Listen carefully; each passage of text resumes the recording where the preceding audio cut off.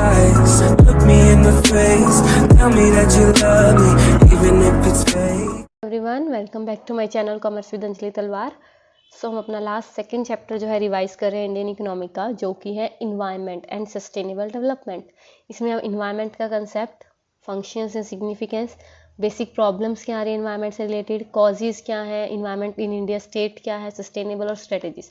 मतलब बेसिकली जो हम ईवीएस में पढ़ते थे ना, पोल्यूशन, इन्वायरमेंट से रिलेटेड तो ये पढ़ेंगे ना कि पोल्यूशन कैसे है, कितना पोल्यूशन है, कौन से टाइप्स का पोल्यूशन है, क्यों हो रहा है, कॉजेज क्या है, उससे कंसिक्वेंसेस क्या हो रहे हैं, तो वो सब हम पढ़ने वाले हैं, राइट। तो इन्वायरमेंट क्या है, कहता है इन्वायरमेंट सारी वो कंडीशंस है जो हमारे ह्यूमन लाइफ को इफेक्ट करती है। Sum total of surroundings and the totality of resources that affect our existence and quality of our life, right. So environment में water, air, land, inter relationship which exist among and between water, air, land, human beings, मतलब सब चीज़ें environment में आ जाती है। वो सारे factors, वो सारी चीज़ें, सारे कंडीशंस जो हमारी ह्यूमन लाइफ को इफेक्ट कर रही है, वो सारा हमारा क्या है, इन्वायरमेंट है। तो यहाँ पे कुछ फिजिकल, लाइक जिसको हम अबायोटिक कहते हैं, नॉन लिविंग, और कुछ लिविंग बायोटिक एलिमेंट्स भी होते हैं। फिजिकल एलिमेंट में land, water, air, soil, climate, mountains वगैरह आ जाएंगे, और लिविंग में तो हम हैं ही हैं, ठीक है, वो चीज़ें आ जाएंगी। समझ आया? लिविंग में वो देखो plants, animals and human life. अब इंपॉर्टेंस क्या है इन्वायरमेंट की, क्योंकि इन्वायरमेंट ही प्रोडक्शन के लिए रिसोर्सेज देते हैं। हमें नेचुरल रिसोर्सेज कहाँ से मिलते हैं? इन्वायरमेंट से, ठीक है। इसमें फिजिकल रिसोर्सेज हो गए, चाहे mineral, would, water, soil and others, and जो हमें जो है फ्री गिफ्ट मिला हुआ है नेचर का, ठीक है। इसको हम प्रोडक्शन के एज इनपुट्स यूज़ करते हैं, है ना। तो नेचुरल रिसोर्सेज का हम यूज़ करते हैं फॉर प्रोडक्शन। इन्वायरमेंट से ही लाइफ पॉसिबल है, बिना हवा के कैसे जियोगे, राइट। तो इन्वायरमेंट में सन, सॉइल, वाटर, एयर आता है, जिससे ह्यूमन लाइफ पॉसिबल है। Environment assimilates waste. इन्वायरमेंट के पास एक नेचुरल कैपेबिलिटी है कि वेस्ट को वो अपने अंदर जो है ऑब्जर्व कर लेता है। समझ आई? इन्वायरमेंट ऑब्जर्व कर लेता है उसको, वेस्ट को। तो प्रोडक्शन कंजप्शन एक्टिविटी से बहुत ज़्यादा वेस्ट जनरेट होता है, ठीक है, लाइक गार्बेज की फॉर्म में, वो चीज़ें। उससे इन्वायरमेंट इन्हेंसिस क्वालिटी ऑफ लाइफ। जो हमारे सराउंडिंग्स हैं, लाइक रिवर, ओशंस, माउंटेन्स, वो क्वालिटी ऑफ लाइफ को इंक्रीज करते हैं। क्यों घूमने जाते हो? क्या रीज़न है कि आपको वो ग्रीनरी अच्छी लगती है? क्योंकि क्वालिटी ऑफ लाइफ इंक्रीज होती है ऐसे एरियाज़ में जहाँ पे शांति होती है, पोल्यूशन कम होता है, ग्रीनरी ज़्यादा होती है। हम ऐसी जगह पे क्यों घूमने जाते हैं? इसीलिए, राइट। तो प्रॉब्लम्स क्या है अब इन्वायरमेंट से रिलेटेड? बिल्कुल बेसिक प्रॉब्लम्स। पहली तो प्रॉब्लम ऑफ पोल्यूशन, और नेचुरल रिसोर्सेज का ज़्यादा एक्सप्लॉइटेशन हो रहा है, जिससे नेचुरल रिसोर्सेज डिग्रेड हो रहे हैं। तो दोनों हम पढ़ेंगे यहाँ पे। तो अगर मैं पोल्यूशन की बात करूँ, पोल्यूशन वो सारी एक्टिविटीज़ हैं प्रोडक्शन कंजप्शन की, जिसकी वजह से एयर की प्योरिटी या वाटर की प्योरिटी मतलब खत्म हो रही है, और जो है पॉल्यूट हो रहा है इन्वायरमेंट, ठीक है। तो इमर्जिंग चैलेंज है related to process of growth. तो तीन तरह के हमें जो पोल्यूशन पढ़ने हैं, एयर, वाटर एंड नॉइस, ठीक है। तो एयर पॉल्यूशन पता ही है, एयर में ऑक्सीजन होती है, राइट, जो एक इसेंशियल एलिमेंट है लाइफ में। तो पोल्यूशन ऑफ एयर का मतलब क्या है? Pollution of N essential element of life. तो क्वालिटी ऑफ लाइफ खत्म हो जाएगी कि नहीं? तो एयर पोल्यूशन क्यों हो रहा है? स्मोक जो हमारी इंडस्ट्रीज से आ रही हैं, पॉइजनस गैसेस जो प्लास्टिक, लेदर इंडस्ट्रीज वगैरह से आती हैं, emission of gases by the motor vehicles, transportation vehicles की बहुत दिक्कत है, तो ये चीज़ें हैं। वाटर पोल्यूशन क्या है? वाटर पोल्यूशन मतलब वाटर भी इंसेंशियल एलिमेंट है ह्यूमन लाइफ का, और पोल्यूशन का मतलब क्या है कि जो इसमें जो है वाटर को गंदा करना, पोल्यूटेड, कंटेमिनेटेड जो वाटर है, वो चीज़ इंक्रीज हो जाती है, ठीक है, जिसकी वजह से बहुत सारी बीमारियां भी होती हैं। इसका रीज़न क्या है? इंडस्ट्रियल वेस्ट वाटर्स में जाता है, रिवर्स में फेंक देते हैं, डोमेस्टिक सीवरेज सारा वाटर में जाता है, एग्रीकल्चर रन ऑफ या थर्मल पावर हाउस भी अपने सारे जो है डिस्चार्ज कर देते हैं मिक्स विद वाटर। मैं समझ आई? वैसे तो बिल्कुल बेसिक है, ईवीएस में हमने बहुत पढ़े हैं पोल्यूशन। तो नॉइस पोल्यूशन भी वही है, ठीक है, जिससे नॉइस पॉल्यूट होती है, उसकी लेवल खत्म होता है। इसका रीज़न क्या है? बहुत सारे व्हीकल्स, हॉर्न्स, नॉइजेस होती हैं, है ना, रोड्स पे हो रहे हैं, डीजे बज रहे हैं, वो चीज़ें आ गई, ठीक है।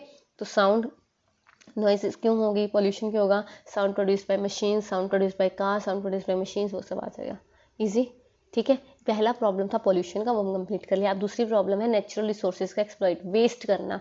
नेचुरल रिसोर्सेज का यूज़ करो, लेकिन उसको वेस्ट ना करो।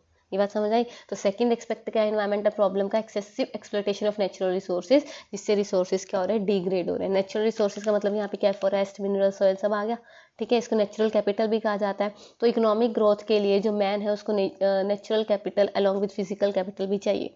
तो as a result in increase of production, तो दोनों की डेप्रिसिएशन हो रही है।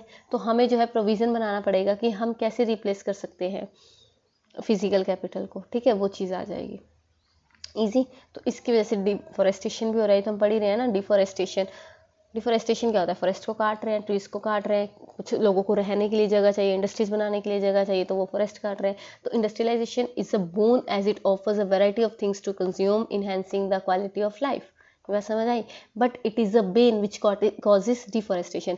इंडस्ट्रियलाइजेशन पॉजिटिव भी है क्योंकि हमें बहुत सारी चीज़ें देता है कंज्यूम करने के लिए, क्वालिटी ऑफ लाइफ इंक्रीज करता है, लेकिन ये शराब भी है हमारे लिए, क्यों? क्योंकि डिफॉरेस्टेशन होती है, वो होता है ना आशीर्वाद एंड शराब, वो चीज़ है ये। सो ट्रीज जो है उनको गिराया जाता है, उनको काटा जाता है ग्रोइंग डिमांड फॉर वुड को कंप्लीट करने के लिए। इंडस्ट्रियलाइजेशन से अर्बनाइजेशन भी इंक्रीज हो रहा है, तो उसके लिए शहर के लिए जगह भी चाहिए, राइट। मल्टीपर्पज़ रिवर प्रोजेक्ट्स बनाए जा रहे हैं लाइक भाखड़ा डैम वगैरह, तो उसके लिए भी डिफॉरेस्टेशन होता है। तो ये चीज़ें आ रही हैं, और इसके अलावा डिग्रेडेशन ऑफ लैंड भी हो रही है, सॉइल प्रोडक्ट की जो फर्टिलिटी है वो डिक्रीज हो रही है, सॉइल इरोजन हो रही है, क्योंकि स्ट्रॉन्ग विंड्स या फ्लड्स की वजह से भी होती है ये, है ना। तो वो चीज़ आ जाएगी। अपर लेयर जब सॉइल की जो है बह जाती है ना, वो चीज़ हो जाती है सॉइल। चलिए अब आते हैं कोजेस, क्यों हो रही हैं इन्वायरमेंटल डिग्रेडेशन। सबसे पहले तो पॉपुलेशन बहुत ज़्यादा है, ठीक है, जिसकी वजह से रेजिडेंशियल बिल्डिंग्स भी ज़्यादा चाहिए, फैसिलिटीज़ भी ज़्यादा चाहिए, सारे पोल्यूशन भी ज़्यादा होंगे। पॉवर्टी ज़्यादा है, जब पॉवर्टी ज़्यादा है तो वो न्यू टेक्निक्स का यूज़ नहीं करते हैं, वो जो है वुड पे डिपेंड है, अपने खाना बनाने तक के लिए वो वुड्स पे डिपेंड है ना। फ्यूल को यूज़, वो एज अ फ्यूल यूज़, अपने ट्रीज़ को कट करते हैं एज अ फ्यूल यूज़ करने के लिए। अर्बनाइजेशन बढ़ रहा है, शहरीकरण बढ़ रहा है, तो उसके लिए जगह चाहिए। पेस्टिसाइड, इंसेक्टिसाइड, केमिकल फर्टिलाइजर का इतना ज़्यादा यूज़ हो रहा है कि ऑर्गेनिक फार्मिंग है ही नहीं, बहुत कम है। रैपिड इंडस्ट्रियलाइजेशन बढ़ रहा है, उसकी वजह से पोल्यूशन ज़्यादा हो रहा है। ट्रांसपोर्ट व्हीकल्स की वजह से पोल्यूशन हो रहा है, और लोग की रूल्स रेगुलेशन भी फॉलो नहीं करते, उसकी वजह से भी पोल्यूशन हो रहा है। तो बिल्कुल सिंपल सिंपल सी चीज़ें, कॉजेज तो पता ही है आपको, राइट। और इन्वायरमेंट इन इंडिया की अगर मैं बात करूँ तो उसकी स्टेट कैसी है, कहता है इंडिया हैबिटेट है nearly 18% of the world's population, जिसमें 2.5% है वर्ल्ड का जियोग्राफिकल एरिया। लैंड की बात करूँ तो पूरे वर्ल्ड का 2.5% है हमारे पास, लेकिन पॉपुलेशन की बात करूँ तो पूरे वर्ल्ड की 18% हमारे पास है। तो आप खुद सोचो ना, तो हम कितना ज़्यादा, मतलब ये प्रेशर है हमारे उसके ऊपर, लैंड के ऊपर, राइट। तो इसी फैक्ट यही है कि this along with the fact that 21.9% जो कंट्री की पॉपुलेशन है वो पॉवर्टी लाइन के अंडर है, तो उसकी वजह से भी जो है वो स्ट्रगल कर रही है फूड क्लॉथ वगैरह के लिए। तो ये चीज़ आ जाएगी।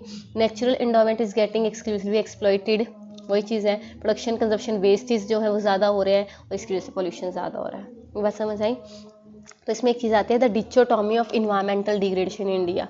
डिचोटॉमी का मतलब क्या है कि क्या दिक्कतें आ रही हैं। The environmental degradation in India एक पैराडॉक्सिकल सिचुएशन कंट्री में लेके आ रहा है, ठीक है, क्योंकि अब जो पॉवर्टी है वो भी बढ़ रही है और ग्रोथ प्रोडक्शन एक्टिविटी की बढ़ रही है, तो दोनों चीज़ें ही चाहिए हमें, लेकिन वो एक क्या है, कंफ्यूजन वाली स्टेट है ना।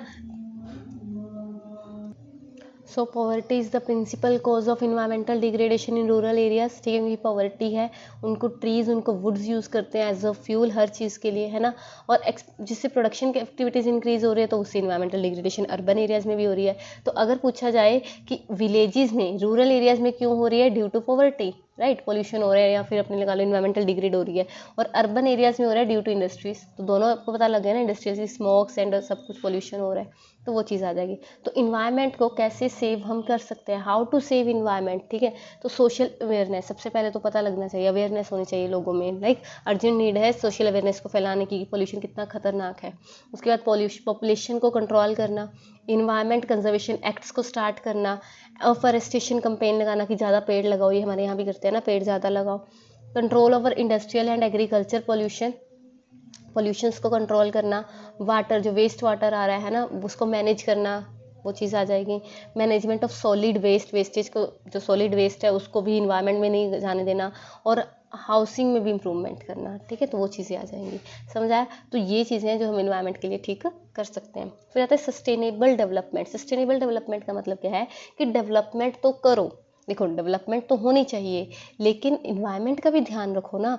अपनी प्रेजेंट की नीड्स पूरी करने के लिए आने वाली फ्यूचर जनरेशन के लिए रिसोर्सेज को ख़त्म नहीं करना, इसी को हम कहते हैं sustainable development. So sustainable development process of economic development which aims at raising the quality of life both present and future generation without threatening natural endowments and environment. ये बात समझ आई?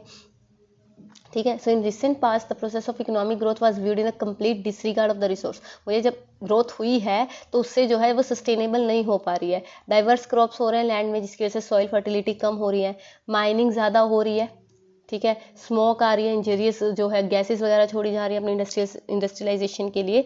तो ब्रीफली जो कॉम्पिटिटिव प्रोसेस है ना growth and development का, जिसकी वजह से इन्वायरमेंट बहुत ज़्यादा डिग्रेड हो रहा है, पोल्यूशन बहुत ज़्यादा हो रहा है, ठीक है। It is only recently that environment degradation environment pollution have been recognised. कहता हो तो ये कब से रहा था, लेकिन अब ये बहुत ज़्यादा ध्यान में आ रहा है क्योंकि ये बहुत ज़्यादा लेवल पे हो रहा है, ठीक है ना। तो सस्टेनेबल डेवलपमेंट के फीचर्स क्या है, तो इसमें हमें रियल पर कैपिटा इनकम तो लोगों की बढ़ानी है, इकोनॉमिक वेलफेयर भी बढ़ानी है, लेकिन नेचुरल रिसोर्सेज का समझदारी से यूज़ करना है ताकि फ्यूचर जनरेशन भी अपनी नीड्स को फुलफिल कर पाए। यही तो मेन फीचर्स है ना इसके, ठीक है। और इसके लिए क्या करना पड़ेगा, पॉल्यूशन पे ध्यान रखना पड़ेगा, पॉल्यूशन ना हो।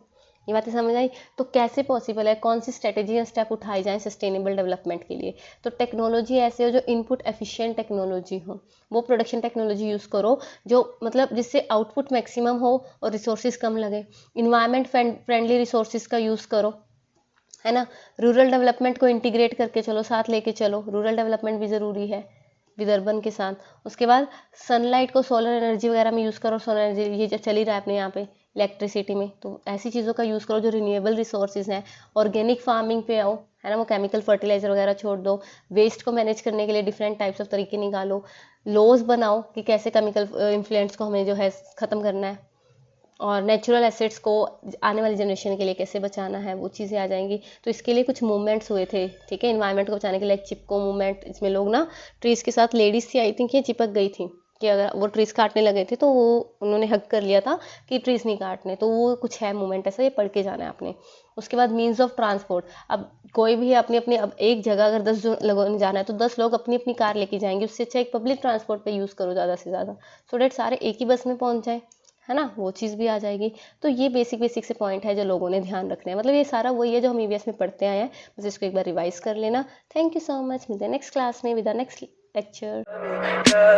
Tell me pretty lies, look me in the face, tell me that you love me, even if it's fake.